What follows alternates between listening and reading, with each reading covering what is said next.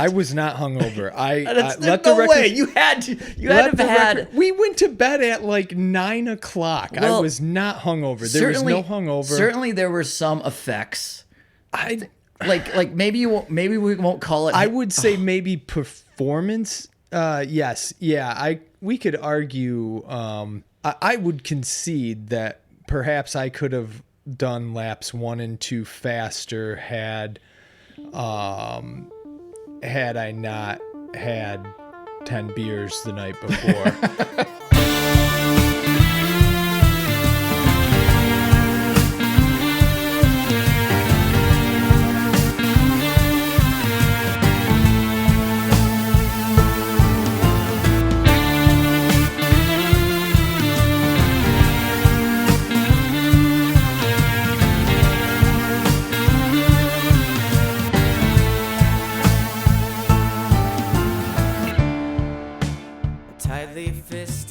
From KOM Cycling and Michigan Midpack Media, welcome to the Dirty Chain Podcast, the podcast that covers the cycling scene from the viewpoint of the Michigan Midpack. I am your host, Trevor, and on this episode, the Lumberjack 100. Podcast regular and good friend Tristan Smith joins the episode to talk all about the iconic mountain bike race out of the Manistee National Forest in Michigan. 100 miles of amazing single track. We talk a little bit about both our races, but mostly we focus on his. It was my second time doing Lumberjack, but it was his first attempt and finish of Lumberjack. And we go into some of the details about what it takes for a mountain biker to accomplish 100 miles of single track, and the ups and downs that Tristan went through, some of the fueling quote unquote strategies before the race and during. So really fun episode. We get into a lot of those details. So cool to see so many people up at the Big M, Manistee National Forest for Lumberjack, and hopefully I'll see a few of you all this weekend as we all attempt coast to coast 204 miles across the state of Michigan, and we will definitely do another episode recapping that experience, my first time giving that a try. So, but first, let's get right to this Lumberjack 100.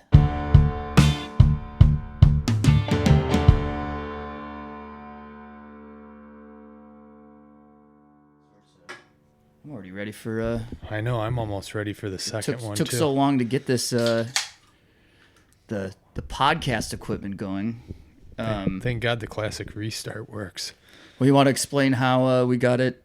I was screwing around with it for minutes and minutes and couldn't figure out... It wasn't... The plugger inner wasn't reading from the computer wasn't reading the plugger inner, and all this kind of stuff. And what'd you tell me? Well, luckily from a vast experience of IT background, I knew we needed to restart the computer. Yeah, and I thought it was complete crap because, like, damn it, Tristan, I know what I'm doing. And you're just like, give it a restart. Well, then what do we do? I restarted it and everything was good. It's always the solution. Restart everything. You were telling me a story. I told you to stop telling this story because I thought it was good for this. But you said on Sunday, so timeline-wise, this is post-Lumberjack. So Sunday evening, you texted Sebastian about what? Just getting some details on something we had discussed a few months prior, of possibly obtaining the possible acquisition of a proper mountain bike, a full suspension mountain bike. Yes. Yeah. And even backing up one day prior to that, we were looking at, with asked the question of, will I do Lumberjack again? This is exactly how I wanted to start this. The answer then was not like this. I won't. And No, I believe your exact answer was maybe, right? it was a no. No, it started with a hard no. Okay. We moved to and then in the back of my mind it went to I'm fucking not doing it like that again. That was not the way for me to do it, especially with the lack of hours that I put into single track, or the I think 6 hours total leading up to that event that I had of single track on the year. So yeah, definitely not going to be doing it on a fully rigid fat bike next year. Yeah, I was trying to think how much single track experience you've had in the past, and it's not like you don't ride single track or haven't ridden in the past, but I mean, what would you say like the longest day that you usually put on single track is for the last couple of years has been like Iceman or something? Aside from bike camping, yeah, Iceman is typically the longest day that I put in single track. And then I guess to put it into perspective on the big picture, I didn't track it last year, but previously I was tracking the amount of hours that I spent on single track, and it was like 10 hours for an entire season. So like, and how many hours did you get on Saturday? Yeah, I got about 9.5 hours on Saturday. Doubled, man. Yeah, I really increased my my output this year in terms of single track hours. But you were not a fan of. I guess we can back up. Let's back up a little bit. I remember, man, I forget like the exact time of the year that signups are for Lumberjack. Is it like December or something, or like I think it was like, was it the end of January or end of December, early January? Well, either way, I think it was in the winter. But we had talked about. We did not bring enough beers up here. No, by the way. We made a mistake. Yeah, we're gonna have to figure this out. I know that we were talking about Lumberjack, or like maybe you had mentioned that you wanted to do it on your fat bike, and I supported that, but I signed up for it right away, knowing that it might sell out, but I thought we would have some time. And then I texted you, and you tried to sign up like 7 minutes later. I was at what is it? If it opened at 9 a.m., I tried to sign up at 9:08 and was waitlisted. Sebastian was like 15 minutes later or something, waitlisted as well. So, yeah, it was nerve-wracking, but I knew we were up against a lot of people that had hopes and dreams that fitness just wouldn't chase it, and we'd see a lot of movement. But one thing I wasn't certain about was how the wait list worked with like the fat bike category and the overall category, if they were like all the same, yeah. Two separate streams or what it was. But yeah, a couple like 2 months prior, got the alert that I was good to go. All right, so what was it about? I mean, you had mentioned like the only single track or the longest single track ride or race that you had done prior to this had been Iceman. What was it about Lumberjack that you thought, let's give this a go next year or this year? Yeah, it was just more so like a proper mountain bike race. I mean, I was telling people that it was my first mountain bike race, and I feel as though that's true because if we talk about Iceman, I've only ridden that on my drop bar Bo Jackson, and I personally I feel like Iceman has a mountain bike vibe, but the course itself is a really cool gravel race with a little bit of single track sprinkled in there. Yeah. So versus the course for Lumberjack? How would you? Yeah. So I've ridden a little bit through that area, the Big M area, with on drop bars with coast to coast, the NCT trail while we did For the more route. And so I've ridden it on drop bars. I also did about 30 miles for Lumberjack in, I think it was 2021. Oh, that was at Big M, right? And that was out of Big M. It went up to the fire tower down, what was it, Fire Tower Road, that gravel stretch there. That was a nice reprieve.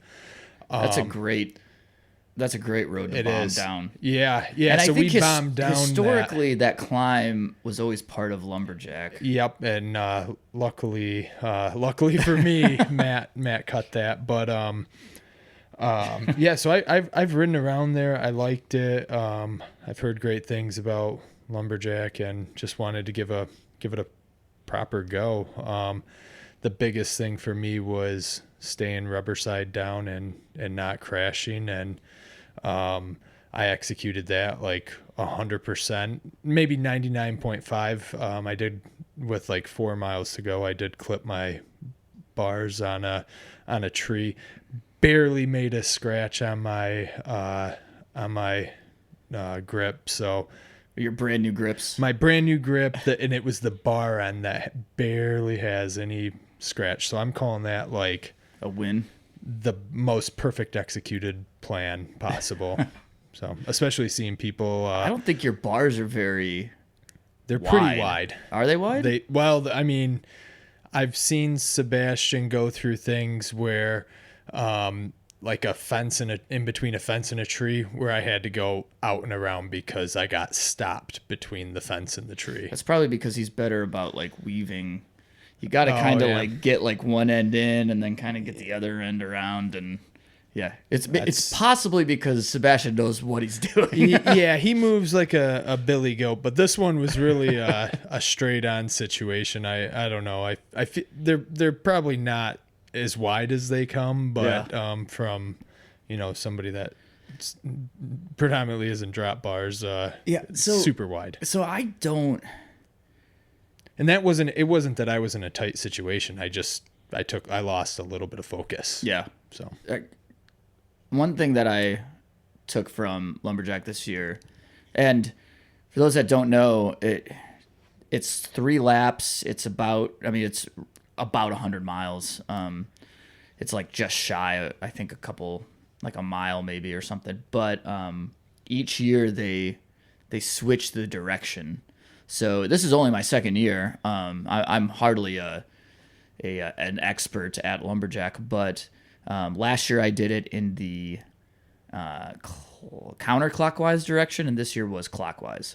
But I don't remember all of the tight trees last year for some reason. Maybe I just like blocked it out of my memory, but there was definitely some spots, and you're coming into some of those sections differently. So say it was a downhill this year and you're going around some of these trees. That was an uphill where it's a lot easier to negotiate some of that, some of those tight spots in slow motion, basically, as you're climbing. But yeah, I was surprised, I guess. I just did not remember how tight some of those sections are. Well, and at my speed, things weren't really too tough to negotiate. Like I think there was one spot where it was a tight one, and it was about getting through it one side and then dipping the other side through. But was that on a downhill towards the beginning? It was towards the beginning. It wasn't a steep. Oh, it was leading right into that sandy hairpin downhill where there's like a step down on the roots. Oh yeah. That took quite a few people. Luckily, I'm again at my speed. It was very much negotiable. But I can imagine if you're moving faster, it would be difficult. I will say the sand. It seemed sandier this year than last year. And one thing that was interesting was because I was so far back, like I was a true representative of the mid pack, finishing pretty much mid, like dead nuts on with the halfway point of those that started. And the course really there's some spots that really took a beating where, people were brake checking down hills and the root sections, and man, those things just got progressively worse throughout the day. Nothing that was like, especially again at the speed that I was going, it wasn't concerning at all, but it did make that rubber side down challenge a little bit more. There were some like in the single track,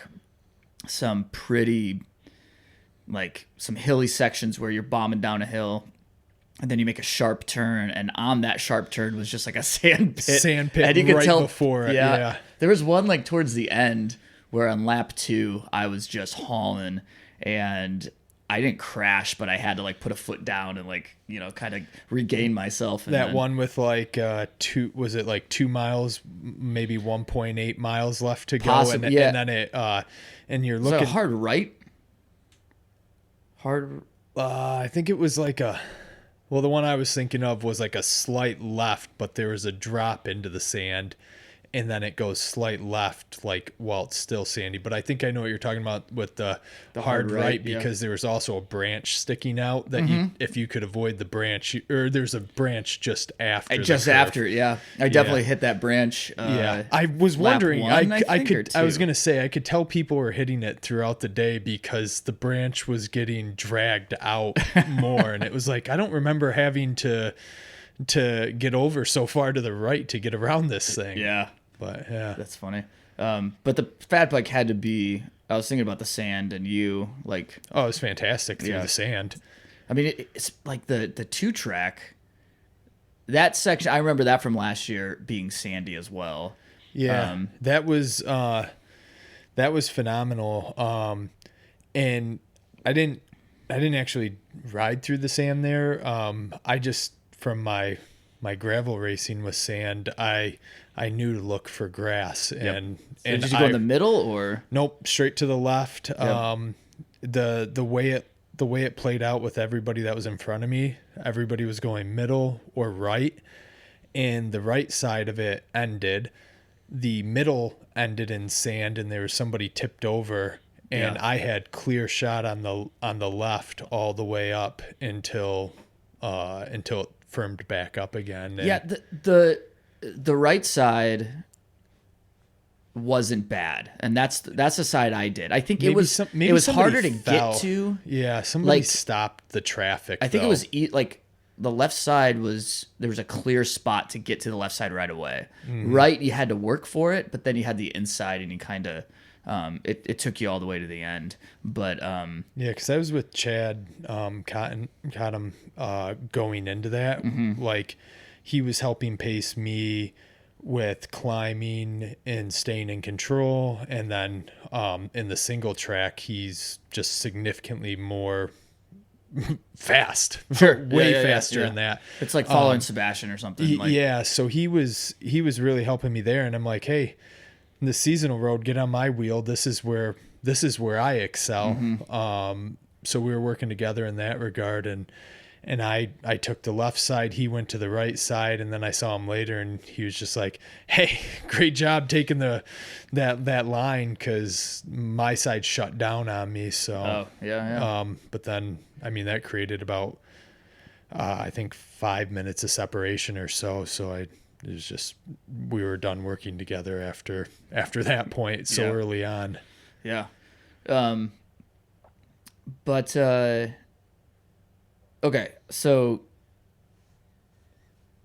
after though, and you did not want to do the race again, but now you're to a point where you're pricing out full suspension mountain bikes. Yes. I mean, I guess I don't mean to like fast forward so much, but Lumberjack, I feel like this is only the second time I've done it, but each time I'm like, it's a different vibe. It's a different type of event. big gravel races, they're cool, they're huge, and all, like Barry, you know, that's so much fun. But there's something cool about being at a trailhead where everyone has their tents up, and that's like where everyone goes. We do the laps, and we're just back at that spot all the time. And I feel like there's less people than some of those bigger races. It's just a cool vibe, and it's one that when I'm there, I'm like, man, like, one, why did it take me so long to do this? And I want to do this as much as I can, as much as I'm like as each year, if I can do it, I want to do it. So, and I was thinking that you would be into the vibe, but then when you finish, you're like, nope, I'm not. I don't want to do this anymore. Well, yeah. I mean, we circle back to, was it 2019, Barry Roubaix, and after it, I never wanted. That was my first year at the 100, and didn't want to ever do that again. I had already signed up for the Sancho 200, and I was trying so hard to unload my registration to my first Sancho 200. And fast forward now, I wish there was Sancho 200 still, because you know, even on Sunday I started to think about it, and I'm going to say it. I'm going to do it. I want a saw. I want the saw blade. So as long as they're doing the saw blade, I guess even if they discontinue it, man, I still want to do it until I earn, quote, saw club, even if there's no blade. Now, don't get me wrong, that saw blade would be displayed prominently in my house or on the front of my house. Like, it could fit right there. Oh, maybe like I feel like you have a few baby pictures you could take down and put the saw up.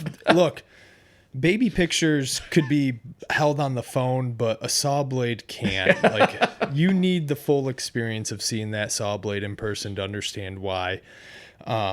So hey, I'm with you.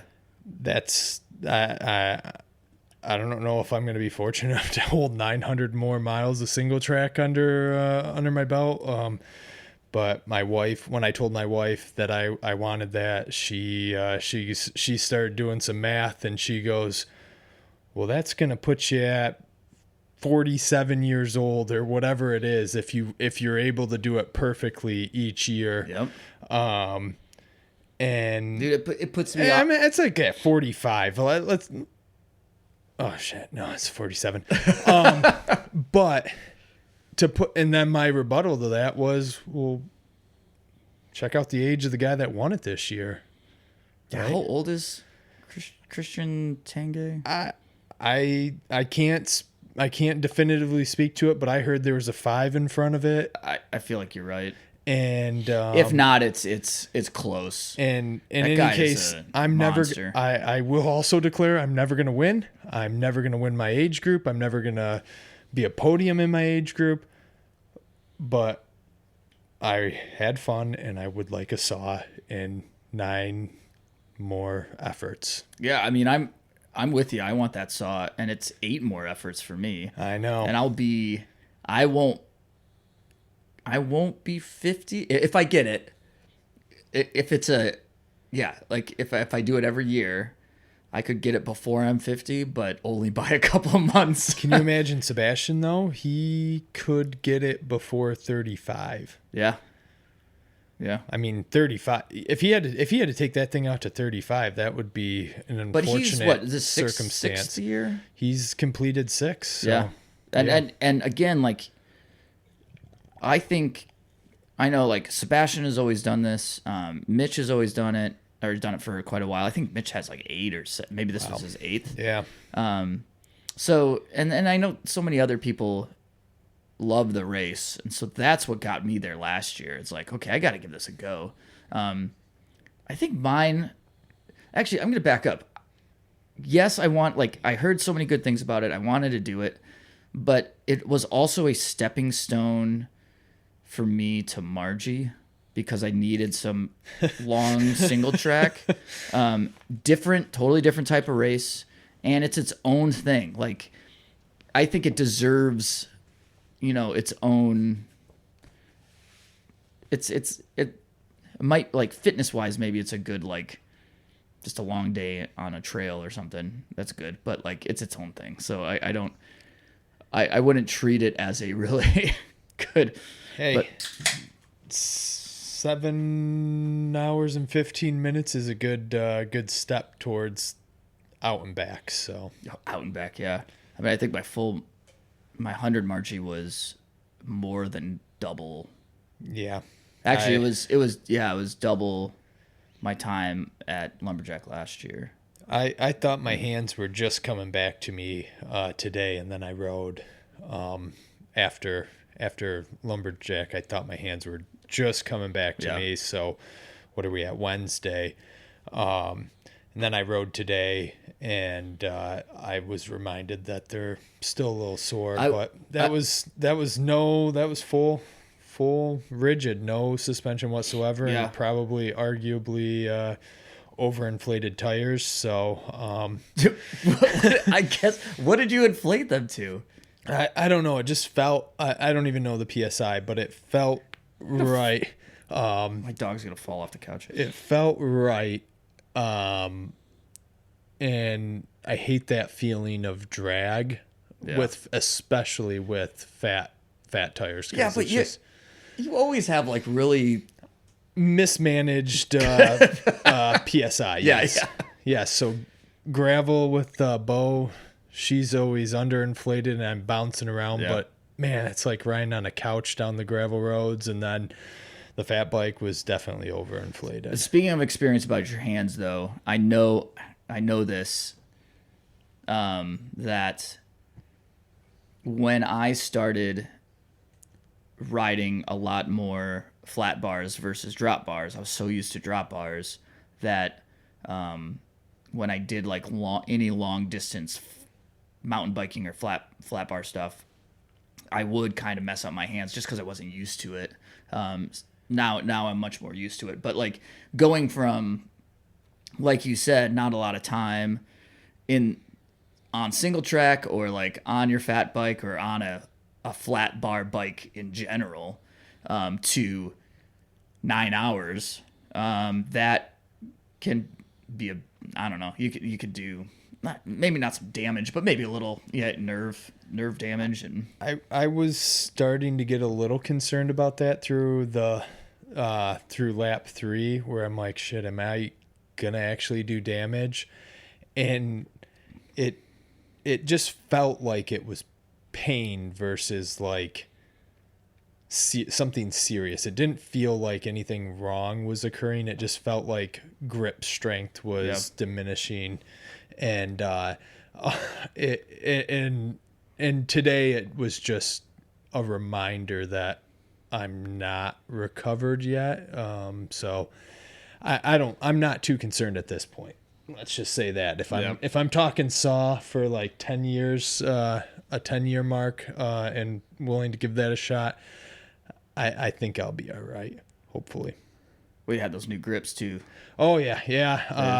The 4.5 hour ride we did the week before allowed me to determine I needed new grips, and that certainly made the difference. All right, so let's get into some details here. Like, what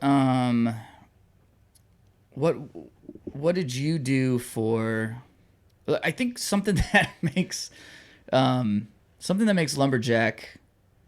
unique and I think attainable, but it is the ease of re-upping your nutrition, and because it's a lap-based race, like, there are, well, you basically see the start-finish twice as your, other than starting and finishing.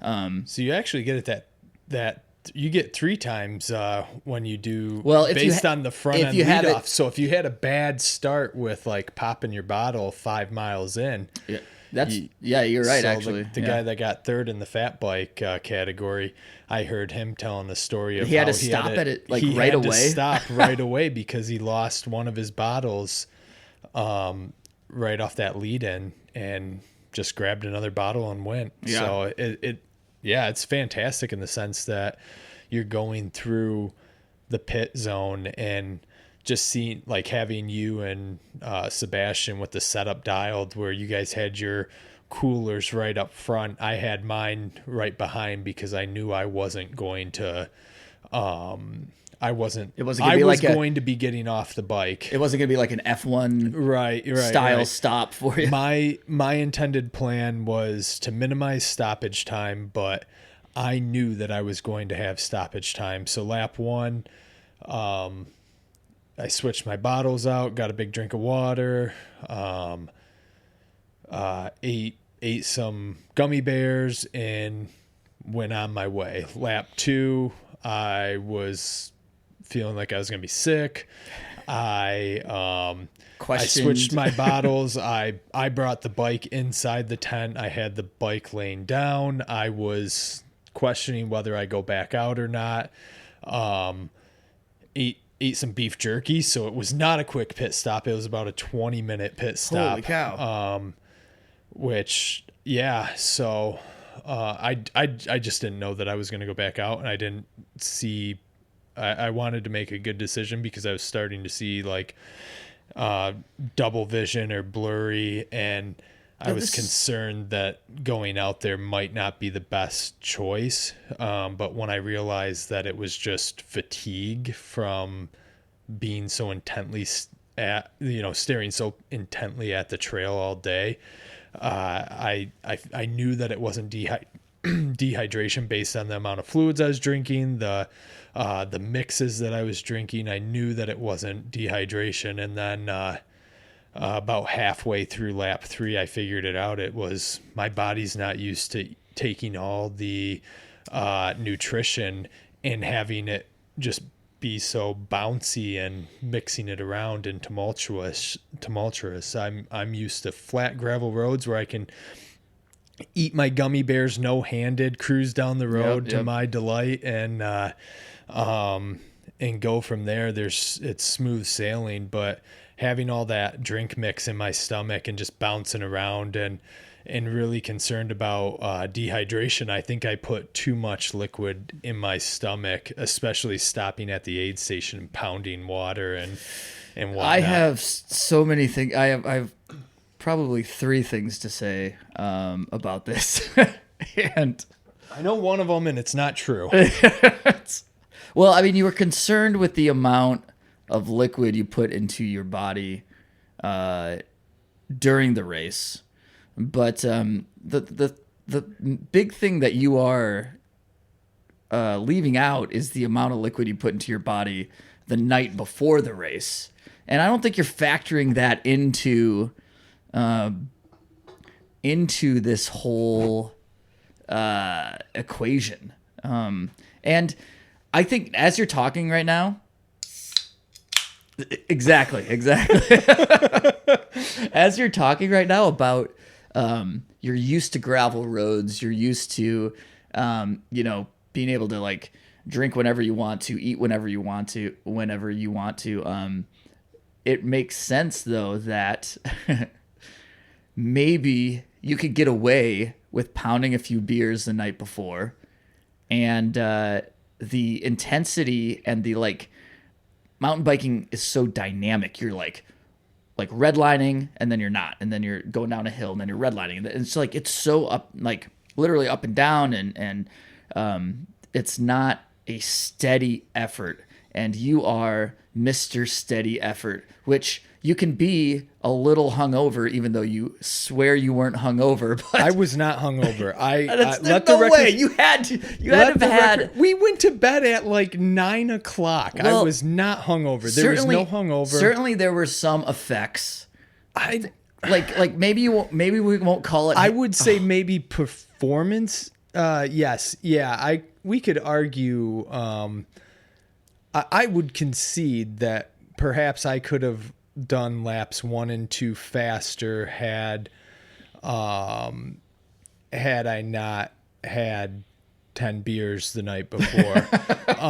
But I don't think the feeling that I had was that I was just going to vomit, and it was not from the get-go. It was But certainly that like creeps up on you. Like that cannot be helpful. And I'm not saying you shouldn't drink some beers before. Like you do you. I understand it. And even like the night before, I'm like, I'm being too serious about this. And I had peer pressured. Yeah. Into one beer pressure. Into one beer. Into one beer.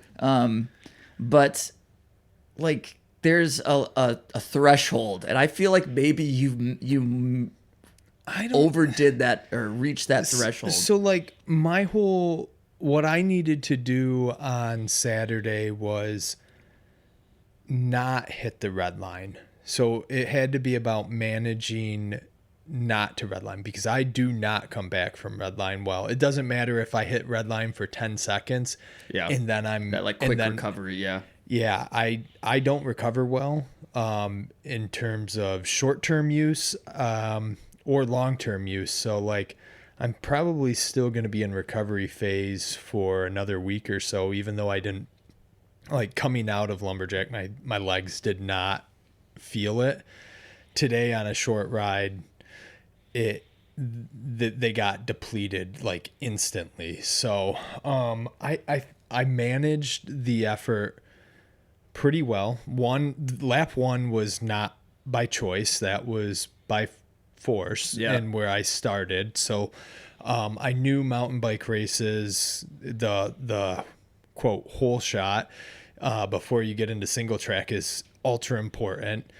And my strategy was I didn't want to be racing. I wanted to finish. I wanted to put up a good time. And I'm not satisfied with my time. I think the result that I had was a little rough. But I'm satisfied that I completed it, which is ultimately the number one goal. So I managed that. I managed the effort on lap one by force because I was so far back. Lap two, when I had wide open in front of me, I felt like I was making good time, but then I had that 20-minute pit stop, so it ended up being a three hour lap still. And this is another thing I wanted to bring up, that when Sebastian and I were waiting for you to finish, we were looking at your times going through, and your first lap was 3 hours. And for those that don't know, like the first lap includes like a 2 mile. I think it's 5. 5 miles? Yeah, I think it's a 5 mile out. I think it ends up being about 5 miles, just shy of 5. So it's extra. It's added on to the actual lap. And so you do this like kind of extra thing. And the timer map was for us where our tent was, where the exactly KOM tent was before the timer map. Yep. So that's why I just wanted to mention that, because when you look at lap 1 and 2. Yeah. Well, so that no, I mean, like we were looking at your lap 1, lap 2, and waiting for you to come in at the finish, and we're like, look, he's like steady. He's always so steady. He does like the same. You had a 3 hour lap, and then you followed it up with another 3 hour lap. But actually, that's more like you actually probably cut 15 minutes or 20 minutes from that lap, because you were 20 yards from the timing mat, but you stopped before the timing mat and got yourself settled and then went on. So it sounds like your second lap was like somewhat faster than the first. And of course, like, yeah, traffic spreads out by the time you're in the second lap, and of course the third lap. The second lap I also stopped at the aid station too, so that did add that was attributable to 1 to 2 minutes. And then you could argue though that not stopping at some of those spots, like when you're in a tough spot, it would have cost more. Yeah, cost more time. It definitely would have cost more. Well, I think I don't know. It's tough to say, because I drank a ton of water thinking that water was going to be my answer, but that really just made my tummy unsettled. Yeah. Your Later your on. hungover stomach. Later on, let the record stand, I was not. My tummy felt fine to begin with. I finished the race, ate some food, and I had no tummy issues for the rest of the day. So, no, I don't think there was any hangover. I think my performance definitely felt a little bit of a slowdown, but let's compare it back to the week prior when I absolutely was hungover. We had a kid-free weekend, so of course me and my wife went out. We got home about 2 a.m. I got a text from you at 2 a.m. Yeah, so I managed the intake volume pretty well that night. It's just I did not intend to go until 2 a.m. But the wife was happy, so that's what we did. Not good following that up with a 50-mile mountain bike ride that involved getting up at 7 a.m. So the week prior, I definitely felt it. Week of, well, I was good. I guess you did get like you said, you did get more sleep, although I'm not sure the quality of sleep you had. You were in a hammock, you were oh my god, and that the hammock was tough. Like we did the hammocks for the Moore route, but like we were in this field and it was everything was fantastic, but I woke up at midnight, fell back asleep until 2, and then there's this Sprinter van that was in the field with us, and they like were banging around at 2:30 a.m. and and then they ended up firing up their engine, and I'm like, oh great, I'm already struggling to fall back asleep, and eventually they just drove off, so I was able to fall back asleep like an hour later. Yeah, they drove off at like 2:45 or something. Yeah, they woke me up too. I know that I recognize the brand, but I didn't see them at I saw them where they were parked like the day before, but it was wild. They didn't seem like they had that great of a parking spot at Big M the next day, because I didn't see their van anywhere near the front. Yeah, so it was wild. I have no idea where they went, why they went anywhere. The only thing that I thought of was maybe they were trying to warm up the engine because they got cold. But then it seems like it just seems like I don't know. Maybe they were parked somewhere. So how was your night sleeping? Listen, you slept in the back of your 4Runner? One of the best nights of sleep I've had in a long time. You had a fan. It was the first time I like car camped, or not car camped, but just like slept in the back of the car. Yeah. And but I bought this fan, a battery powered fan, because it was so mosquito-y. The mosquitoes were. I think it was the right choice, because you fall like every time you sleep in a car, it just gets so stuffy. Exactly, and that was my concern. Without the windows open, it's just gonna be super stuffy. That was my concern. So I just bought this like $20 fan on Amazon, and it's battery powered. It lasted all night. That thing was clutch. Oh man, it was so nice. I slept great. And you guys gave me so much shit about that fan. Yeah, Sebastian really gave you some shit about the fan. And then I jumped on, of course. I understand that you were all just jealous that I had this fan. Look, man, I didn't need a fan because I was so goddamn cold. It did get cold. It did. And all I remember, I woke up at like 5, and I'm like, fuck, is it 5:30 yet when we agreed to get up? Because then I can like start moving around, and then I'll have them to help keep, like, my toes were cold. And then it was like we're at the start line, and I had my sweatshirt on, and I'm like, Jesus, this is so cold still. What'd you do with that sweatshirt? Well, luckily I started in wave 2, midway through wave 2. So I was able to take that off at the tent and line up comfortably. Oh, gotcha. So, yeah. So it sounds like the night prior or the day prior was dialed. You fueled heavily on carbon up. You were carbon up. Carbon up. Yep. bush. Oh no, see, You had a couple bushes, right? I had a Miller couple. Lights. Well, yeah, Miller Lite's not my. It looked like you were digging through the beer fridge and trying to. East Lansing's running into a bush shortage as of recent, so it's been a real struggle to find bush in 30-pack form. There's plenty of Bush Light, but yeah, I don't know. I might have to start driving to get some beer, I guess. But yeah, had Bushes, Miller Lights. A few all-day IPAs, I feel like. Yeah, sprinkled in small days. I actually brought those to try to entice you, but I respected your boundaries, didn't peer pressure you, and I also needed to drink them. So, yeah, the night before was dialed, had Jersey Giant. Man, that was such a clutch dinner. It was so fantastic. Those of you that aren't from the Lansing area may not be familiar with Jersey Giant, but it is just massive subs and so much mayo. Like maybe that was my performance detriment, was the heart attack. Yeah, the heart attack that was waiting.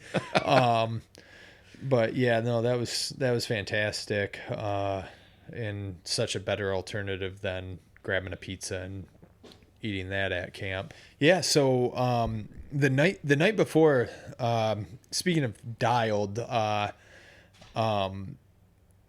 camping setup that Sebastian had for us was just spot on, so spot on that I told my son Jameson that I wanted to take him out for a overnight trip on some trails, do some camping, and seeing that spot, that's the spot I want to start with. So I looked at the calendar. I'm like, awesome, I'm on vacation next week.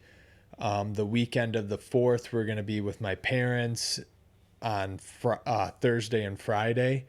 And then I'm like, well, Saturday and Sunday we're wide open. So I added it to the calendar for me and him to go do an overnight trip. And then I realized the date, and it's his birthday. So my wife's like, oh, he wants to have friends over. Yeah. He wants to play with friends for his birthday. And she's like, all right, well, let's just ask him what he wants to do. And sure enough, after showing him some pictures and talking through like what we're going to be doing on Friday, the proposed plan of going out into the woods to this place that I'm showing him pictures of and riding trails and having a great time, and then coming back Sunday, and then Sunday afternoon we could play with friends and whatnot. He's down.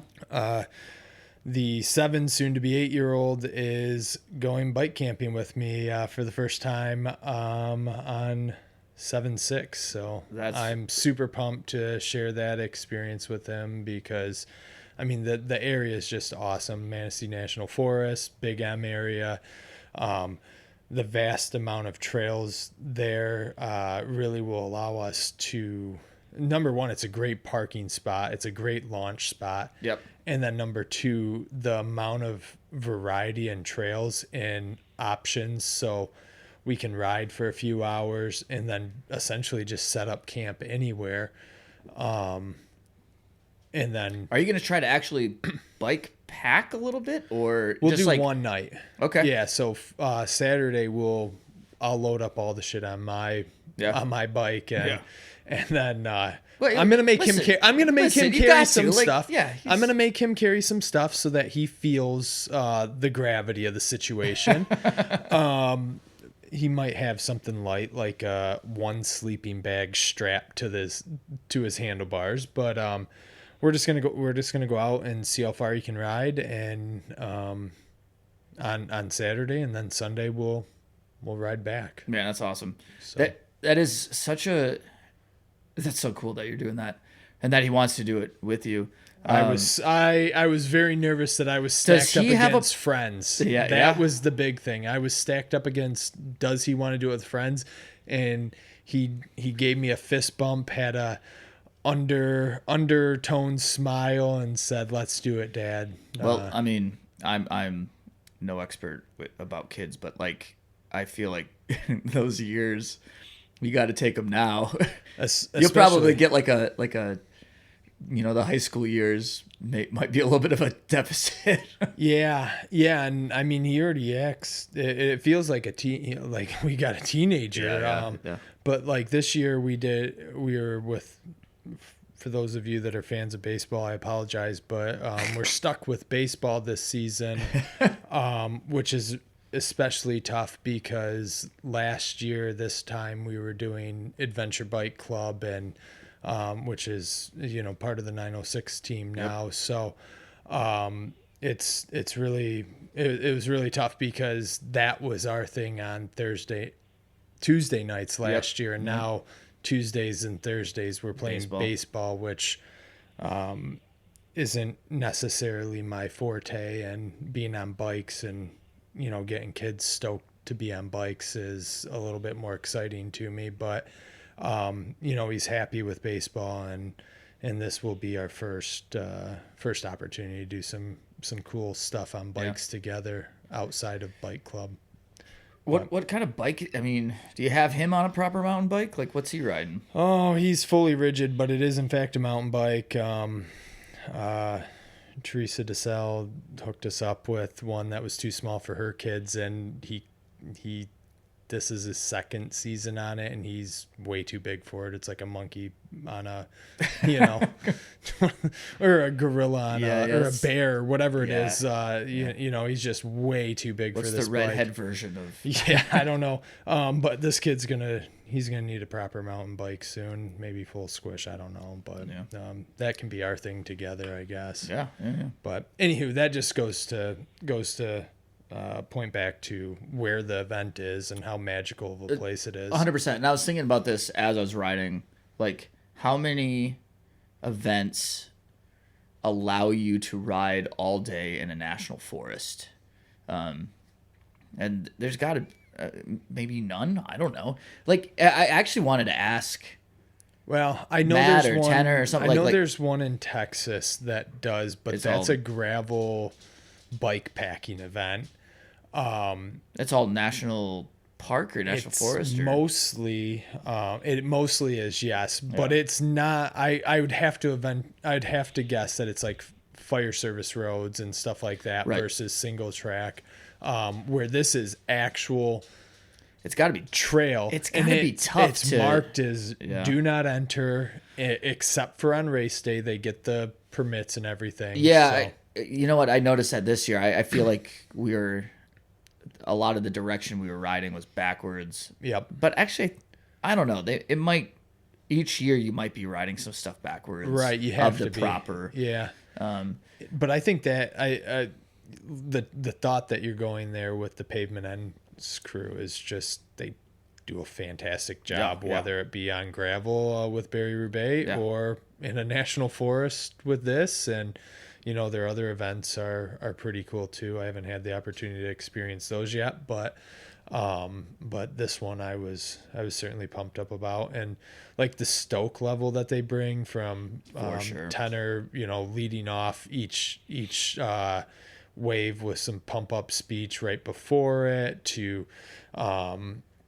Marnie like putting her face in a cake or a pie or whatever it was for a birthday celebration. Yeah. Like that was just fantastic. Jenny, at the aid station. Yeah. Jenny, always seen Jenny, at the aid station when I was struggling was fantastic. Yeah. And then, obviously, with Matt, the anchor, telling stories of fun years past, and just his chill vibe when you're finished and you're all like amped up or like shot, and then you're just like there, super chill. Yeah. So I mean, those four people are really spectacular, and I think they make the events that they support just extra special. And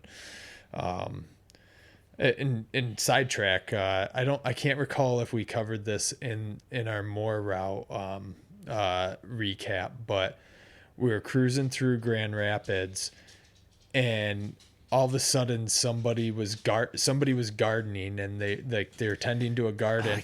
And all of a sudden they started cheering for us as we rode by, and we're like, "Oh, hey, Marnie!" And she was like, she was in the middle of doing something, had her back to the road, saw two cyclists that were riding by, and just started like, "Hey, yeah, have a great ride," and just like cheering us on. Yeah, that's awesome. And I think that just really embodies like everything that they do for the cycling community, for sure, and whatnot. So pretty cool stuff, for sure. Yeah.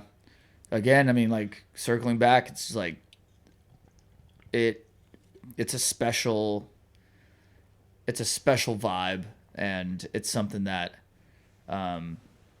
you experience, and you're like, heck yeah, like it's hard. It's like there's no ifs, ands, or buts about it. It's a long day. When the winters come in just under 7 hours, I mean, like then the amount of people that are out there for 7, 8, 9, 10 hours, it's a ton. And that's a long, long day to be on a trail. But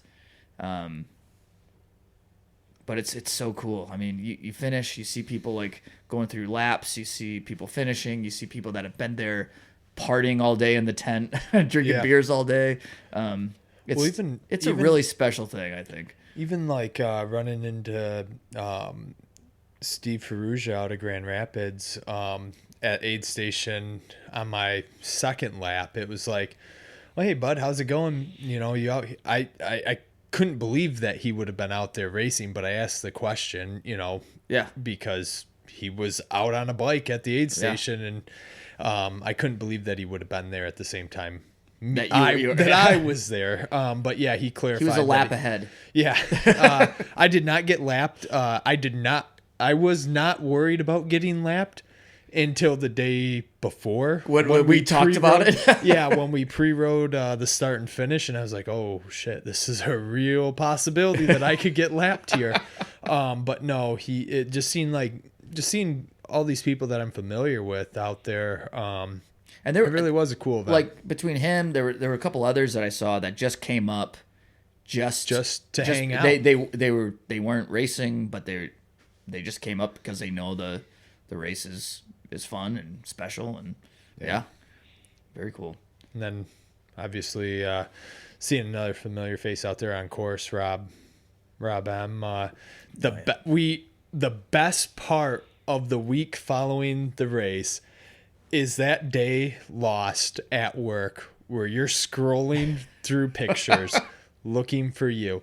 I mean, he's got a fantastic number search option. You just put your bib number in there. Yep. But that doesn't always work when you're looking for the finish line photos of a certain group of people that like you were hanging out drinking a beer with. Some people handed you a beer right when you got to the finish, and you chugged it. Yeah. Maybe that just wanted to see myself and Sebastian. Yes. I'm going to be honest. I lost about an hour worth of work there. And I was multitasking. I was doing regulatory training. That was, something that I had to be doing. So I was watching the video, listening to the words. But I was just scrolling and trying to get to the end. And unfortunately I finished the training before I could get to the end of the photos. So sounds like a job for Thursday when I return to work. To keep scrolling. But yeah, I wasn't going to do that on my personal time. It does. And you said something, you texted about that, like how long it takes. You're like, it took me so long to finish. That was such a mistake. You know what I have as a takeaway? Just finish a little bit faster, because I did get to finish line photos, just not finish line photos not at 9.5. Yeah, that's like 2 whole hours of photos that he was taking. Dude, it took me. I found some of those photos that I sent. There's some good ones. There were some good ones. And you purchased said photos, correct? Correct. Yeah. Yeah. But it took me so long to get to not necessarily where Sebastian and I finished, because we finished in a respectable amount of time, but Yeah. No, it's all respectable. I don't want to be Very short day compared to what I had. I remember when Rob like put all those photos out, and first I was doing it on my phone, and I'm like That's scrolling. where I made the mistake. It takes forever. It I takes should've- forever to I- scroll, yeah. and then something happened where like It launched you back to yes, the you top. went right back to the top, and I'm like, I made the mistake of clicking on one photo, thinking that it was Sebastian with his orange helmet. It was not. And then it took me back to the start. And by the time I got back down to where I was, I was done with the training that I needed to do. Yeah. And I'm like, I got to come better there's got to be a prepared. better way to. Well, get the down to laptop does it because it does like a wide range. Yeah, and several, but it's still Thumbnails. It still takes a long time. Yeah. Well, I mean, the good news is you got Rob sitting out there in the woods, and that's always a happy face to see, and it's great seeing him. And, Absolutely. And the best thing about the week following a race is looking for Rob's photos and Yeah. just reliving the glory. Well, I say glory, but I'm doing air quotes. Luckily, this is a podcast, so they can't see that I'm doing air quotes, right? But those are some good pictures. There's the picture of the three of us. That was a good one. Yeah, At the end, we're he waiting could for not, in fact, edit the douche out of it. He left all three of us in it. But the one that he got of you and Sebastian finishing, was Sebastian crying? Like, what was going on there? Well, when Or was he just so repulsed? Like, what happened? So, I think Rob said like, let's get a picture of the couple, and so I was like, well, I'm just gonna give Sebastian a nice smooch on the cheek, and like I went in to do it, and like physically, like he pushed me. Sebastian pushed me away Because in our group chat, there was talk about an open mouth kiss, and I thought you. Well, were that gonna was a joke. That was a joke. I thought that, but then when you said when you led this off, I was like, oh shit, did Sebastian accidentally do an open mouth kiss too? And now we had a little weird situation. Well, for I mean, you if there guys. was if that happened and Rob didn't capture it, then that would have Did it really happen? Did it really happen? Yeah, I mean, yeah. I obviously did this Yeah. race because Rob captured me No, doing but this so race. so I may have. I'll say it. I may have forced myself onto Sebastian a little bit, and the result face- the face. result also implicates you in this. Yes, the face that he had does in fact implicate you in this. Yeah. But to be fair, you brought him a Coke. yeah, You were giving him that Coke, right? I was yeah. Yeah, Well, or was that your that Coke? was my Coke. I don't think I had. You didn't do anything. So you guys learned from that experience and brought me a beer. It would have been great though if you were in the middle and we both were kissing your cheek. You know what I noticed though? As I was scrolling through these pictures, we weren't the only dude on dude kissing action. I mean, it's such a big adventure like that. It really does inspire emotions, and like I had my moment out in the woods. Like I genuinely did not know that I could, like, going into lap 3, I thought I was going to have my first DNF. I honestly did. Even halfway through lap 3, I still thought that I was looking at the map going, okay, I'm coming up on Fire Service Road. I could probably beeline this. And I thought about getting to the aid station and just taking the shortest way home. So there were several points, but it like inspired emotion. So this is something I wanted to talk about. As you were talking about your going into lap 3 and you took so much time, I feel like for you and these big, huge things that you've done, like the Moran 333, Gravel Worlds, what do they call that? Like Long voyage. Long Voyage, which was how many miles? It was billed at 300, but this race served you up a little extra 2 miles, so it was 302. Oh, 302. 0.5. Not that I was counting. Yeah. So because I got a lot of texts of, "Oh, congrats, you did it," when I was at 300 miles, and I'm like, no, I have another 6.5 minutes to go minimum. So but yes. So you I mean, you are what the word am I? Stranger to adversity. Yeah, exactly. And the difference between that and what you did last Saturday is there was these other big events that you've done or big rides. It's almost a thing where there's no option. You have to finish, and you don't have a ride, you don't have a this, you don't have a that, and it's like the only way for me to get home is to finish this thing, and that almost gives you that extra push. It's survival, survival like pushes you to the end. I have to go. You have to do it. I'm already 150 miles out. Yeah. What are my options? Am I going to take a straight line home, and that's still 100 miles? Yep. But I don't even know if that's going to get me home. Yep. Or I don't have service. So like for the 333, it's like I don't even have service to check to see if there's a more direct route. All I have in front of me is this computer. Yep. And the last time I lost service, it didn't reload, and I don't want to mess with this, and it's pouring rain, so I got to just finish. So that's when I was sitting at the tent was huge. I have the ability to make a decision here of am I fit to go back out there? And the determination was I'm fit to go back out there. It's not a physical ailment that is life-threatening or is going to prevent me from doing this. I just need to manage my physical well-being in a way that I'm not pushing myself too hard. I need to keep my heart rate low. I need to continue to consume liquids, but not too much. And I need to eat fuel and eat properly. And then it was all about, God, this is hard. And that's what I texted my buddy Joel about afterwards that has done the Lumberjack, was going out for lap 3 was the hardest thing I probably have ever had to do, was because I had to make that choice to go out there. And that's all I thought about for that third lap was I've made the choice to come out.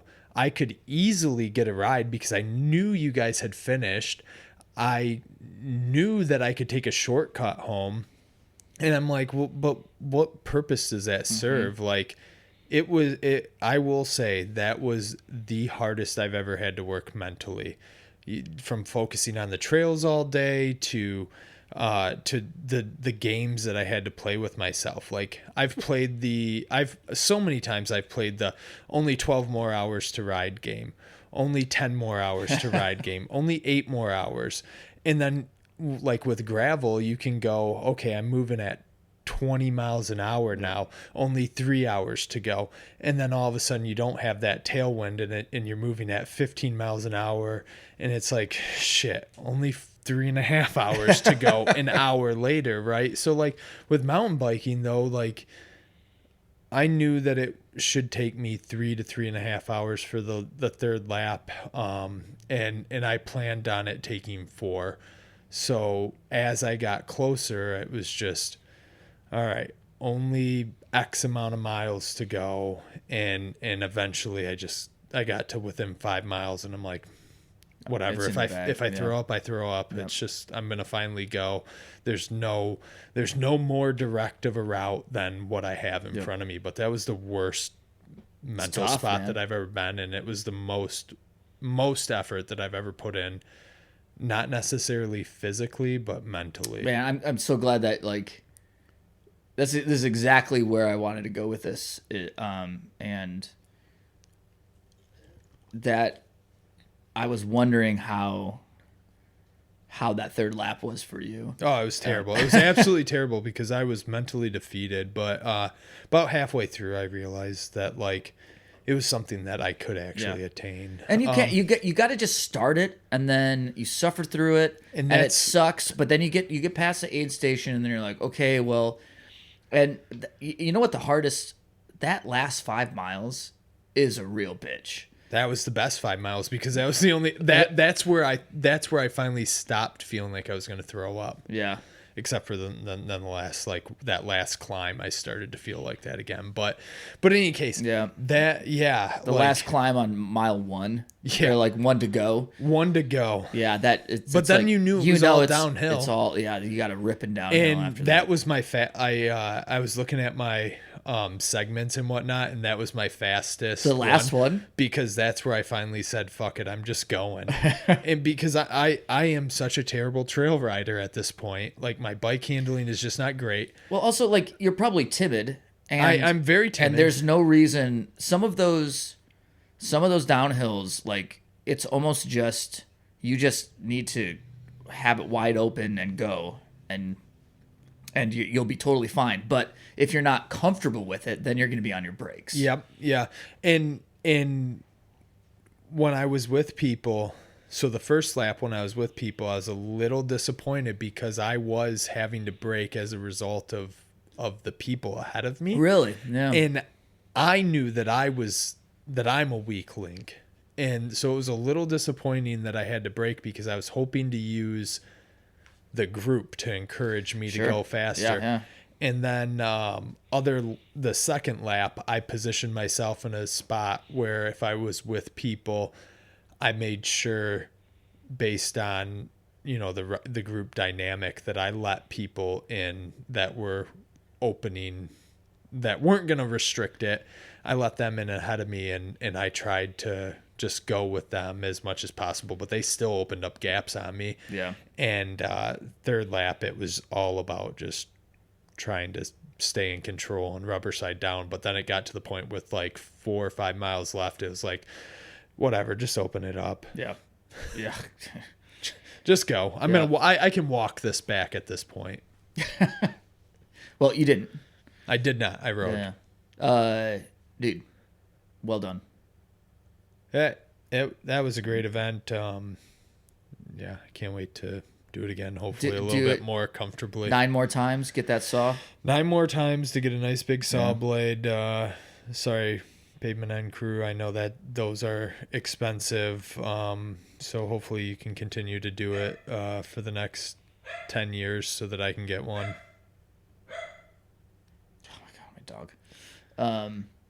Yeah, me too. Oh my God. I'm trying to decide if I should even have him stop talking, have him stop barking, or I'll stop talking anytime, man. Or should we just wrap this shit up?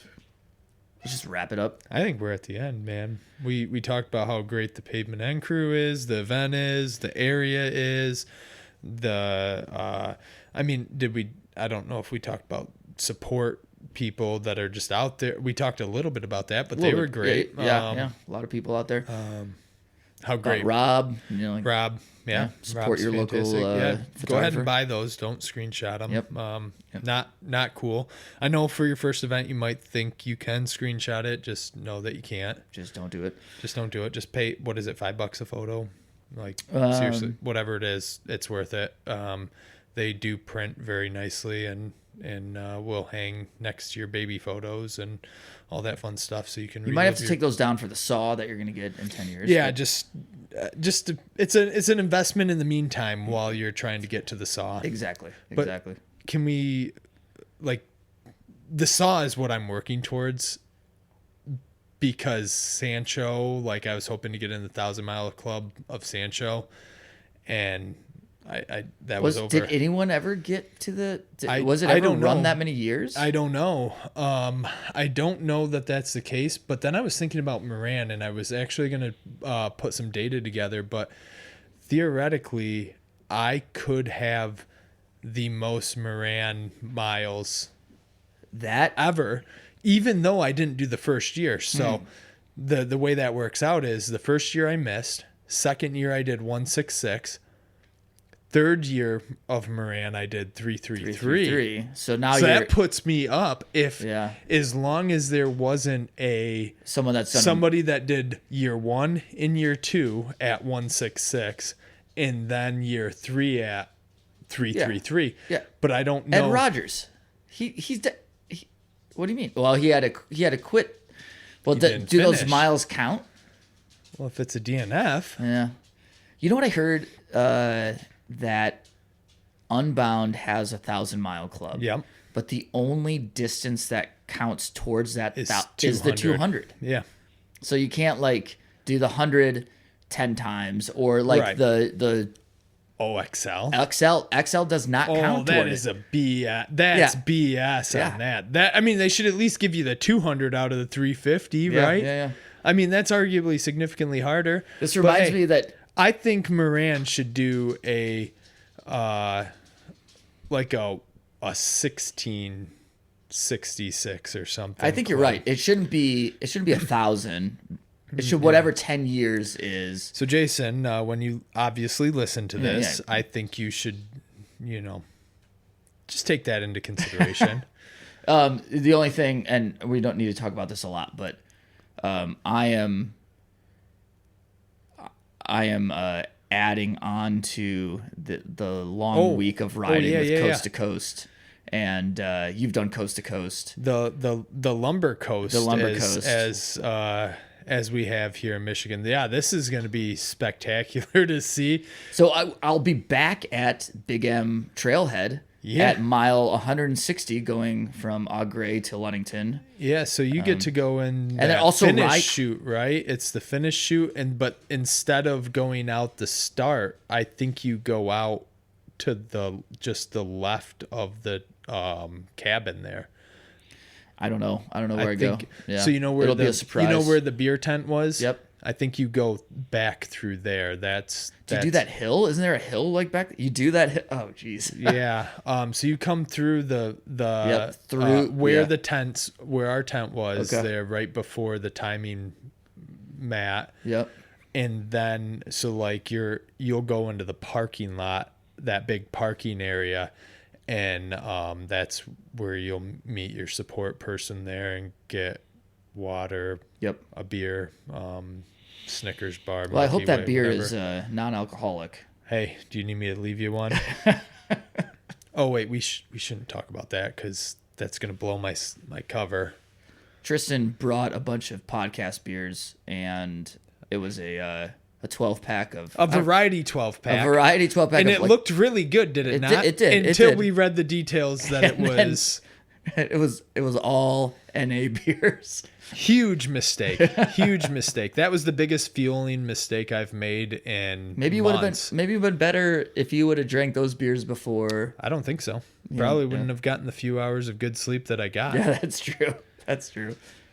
All right, enough of this. Good job, man. Hey, it's a fun event. Fun times. Yep. Let's go find a alcoholic beer. Yes. Okay. A tasty one. The Dirty Chain Podcast is a Michigan Midpack Media production in partnership with KOM Cycling, the source for your bike accessories and necessities. Connect with us on Instagram and Facebook at Dirty Chain Podcast. If you are enjoying the podcast, please leave us a rating and review on whatever platform you use to listen. Audio editing and original music by myself, Trevor Gibney. A huge thank you to Tristan for joining me on this episode. Thank you to the Pavement Ends crew who put on Lumberjack 100. And thank you all for listening to the Dirty Chain Podcast. And as always, keep your chain clean, but get your chain dirty. We will see you in the Midpack.